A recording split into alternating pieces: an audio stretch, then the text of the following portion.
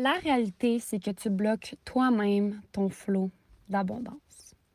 Et qu'est-ce que je veux dire par là? C'est que quand je regarde ton horaire, si tu me le montrais, je verrais des blocs qui sont absolument inutiles et que si tu avais l'occasion de les optimiser et de les automatiser, tu passerais beaucoup plus de temps dans ta zone de génie.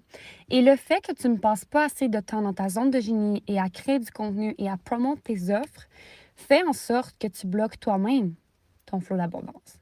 Parce qu'imagine, quand tu passes ta journée à faire des choses que tu n'aimes pas faire, que tu passes ta journée à envoyer des courriels de bienvenue, à céduler des liens Zoom, à répondre à des messages, à envoyer dans les DM des liens de paiement, à setuper ton lien de paiement, à setuper les automatisations derrière de tout ça, si tu passais ton temps à faire ça au lieu d'utiliser des stratégies et des systèmes qui vont faire en sorte que ça va se faire tout seul, et en parenthèse, quand tu as un tunnel de vente, par exemple, et que tu aimes la page, tu as juste à la dupliquer et à aller modifier les couleurs et à aller modifier le texte que tu as déjà mis dans tes stories Instagram. By the way, petit truc comme ça.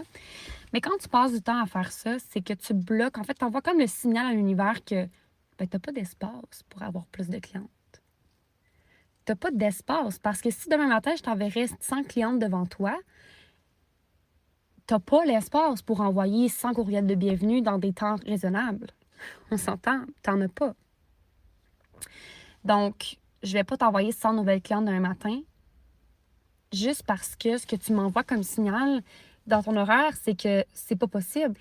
Puis que être dans ta zone de génie, ça va être un peu trop difficile pour toi, ça va être un peu trop overwhelming parce que dans le fond, tu as plein d'autres affaires à faire qui n'est pas dans ta zone de génie. Versus quand tu commences à vraiment prendre action et à prendre vraiment connaissance et conscience que tu peux optimiser, que tu peux créer toi-même du temps dans ton horaire, que tu peux automatiser des tâches qui sont automatisables au lieu de les faire tout le temps, que toutes les tâches récurrentes, des courriels de bienvenue, là, honnêtement, si en ce moment tu m'écoutes puis t'es genre shit, Val, j'envoie encore mes courriels de bienvenue, sérieusement, là, c'est la première affaire que tu devrais arrêter de faire, tes fucking courriels de bienvenue.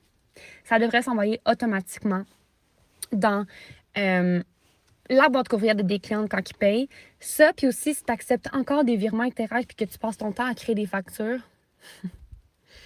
at least, délègue-le. Puis même encore là, ça, c'est un autre sujet pour une fois parce que je te conseille pas de déléguer maintenant. Anyway, je pense que une grande partie des entrepreneurs n'ont pas besoin de déléguer, mais qui se font croire qu'ils sont rendus là, mais ils ont juste besoin d'automatiser. Sujet d'une autre fois. Mais pour tes factures, honnêtement, automatise-les, mets-les sur des liens de paiement. Les prélèvements vont se faire automatiquement. Bref. Mais tu vois un peu la pattern, hein? Quand tu envoies des factures, quand tu acceptes des virements interacts toi-même, quand tu envoies des rappels, quand tu crées des liens Zoom toi-même, quand tu magasines des plages horaires avec tes clients pour céduler votre appel one-on-one, quand tu fais toutes ces tâches-là, le signal que tu envoies à l'univers, c'est que tu n'es pas prête pour plus. Puis moi, ma job, à travers le podcast Scale with Freedom, c'est d'épurer ta business. Puis même dans mon one-on-one, dans mes consultations, c'est d'épurer, de donner toutes les structures, tous les systèmes, toutes les choses que tu as besoin de savoir pour épurer ton entreprise, pour que celle-ci soit un véritable levier vers ta liberté. Et pour être un levier vers ta liberté, il faut que tu aies de l'espace pour accueillir plus d'opportunités, plus de cash, puis plus de clients. So, quand tu fais toujours les mêmes choses dans ta business, this is not possible. Period. Drop the mic. Fait que c'était mon petit pep talk de la journée. Je te t'aime fort. C'est du tough love, mais I love you so much. Genre, je t'aime tellement que je te le dis ça. Je le garde pas pour moi. J'ai envie que tu le saches. J'ai envie que tu comprennes que l'univers va jamais, jamais, jamais te donner dans ta business plus d'opportunités, plus de clients, plus de cash si tu sacrifies tout le temps first ta liberté. Puis si tu fais toujours les mêmes choses quand tu pourrais juste arrêter de les faire, puis ta business drive quand même, puis ta business roule quand même sur l'autopilot quand tu vas mettre en place ces choses-là. La seule chose qui te sépare de ça, c'est que tu as besoin de prendre action et que tu as besoin de savoir comment.